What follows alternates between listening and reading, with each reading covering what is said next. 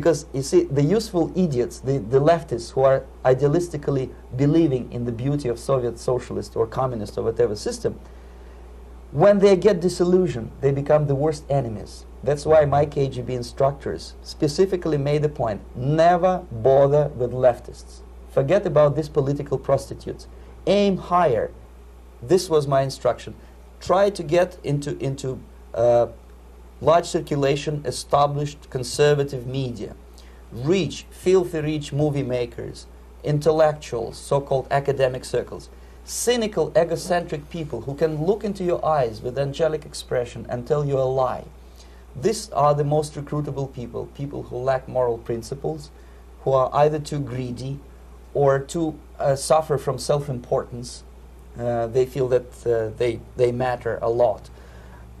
These are the people who KGB wanted very much to recruit. But to eliminate the others, to execute the others, don't they serve some purpose? Wouldn't they be the ones they rely on? They serve purpose only at the stage of destabilization of a nation. For example, your leftists in United States, all these professors and all these beautiful civil rights defenders, they are instrumental in the process of the subversion only to destabilize the nation. When their job is completed, they are not needed anymore. They know too much. Some of them, when they get disillusioned, when they see that Marxist-Leninists come to power, obviously they get offended. They think that they will come to power. That will never happen, of course. They will be lined up against the wall and shot.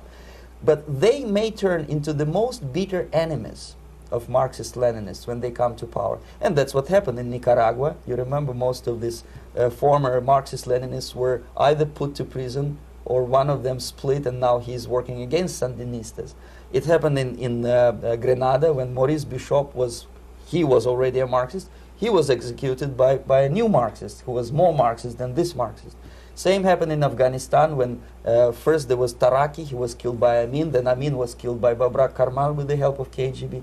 Same happened in Bangladesh when Mujibur Rahman, very pro-Soviet leftist, was assassinated by his own Marxist-Leninist military comrades. It's the same pattern everywhere. The moment they serve their purpose, all the useful idiots are either be executed entirely, all the idealistically minded Marxists, or exiled or put in prisons, like in Cuba. Many former Marxists are in Cuba, in prison. So most of the Indians who were cooperating with the Soviets, especially with our Department of Information of the USSR Embassy, were listed for execution. Well, you spoke several times before about ideological subversion. That is a phrase that I'm afraid some Americans don't fully understand. When the Soviets use the phrase ideological subversion, what do they mean by it?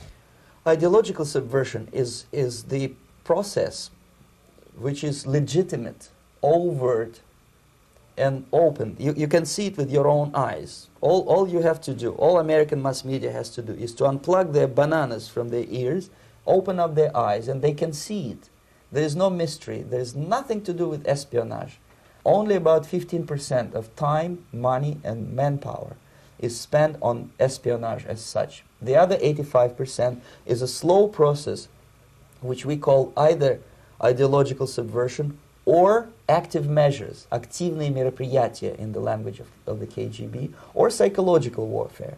What it basically means is to change the perception of reality of every American to such an extent that despite of the abundance of information, no one is able to come to sensible conclusions in the interests of defending themselves, their families, their community, and their country. It's a great brainwashing process which goes very slow, and it's divided in 4 basic stages.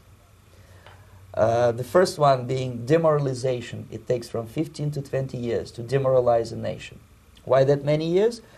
Because this is the minimum number of years which requires to educate one generation of students in the country of your enemy, exposed to the ideology of the enemy. In other words, Marxism-Leninism ideology is being pumped into the soft heads of at least 3 generations of American students without being challenged or counterbalanced by the basic values of Americanism, American